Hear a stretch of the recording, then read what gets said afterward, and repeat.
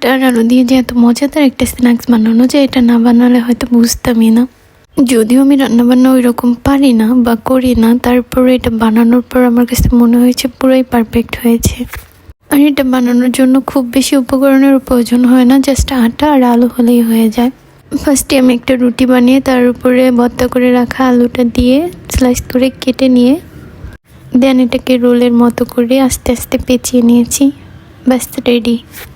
খুবই অল্প সময় তৈরি করা যায় ভাইরাল নাস্তাটি। তো এইভাবে আমি সবগুলো স্লাইস আস্তে আস্তে তৈরি করে নিলাম। খুবই ইউনিক একটা রেসিপি, তাই না? দেখতে কিন্তু খুবই সুন্দর। বাস দেখতে দেখতে বানানো হয়ে গেল আমার নাস্তাগুলো। এবার জাস্ট ভেজে নেওয়ার পালা। খুবই সামান্য আছে ভাজতে হবে এগুলোকে, যাতে পুড়ে না যায়। এই তো এইভাবে লাল লাল করে ভেজে নিলেই হয়ে গেল মজাদার স্ন্যাক্স। এটা দেখতে যেমন সুন্দর, খেতে কিন্তু তার থেকেও বেশি মজা।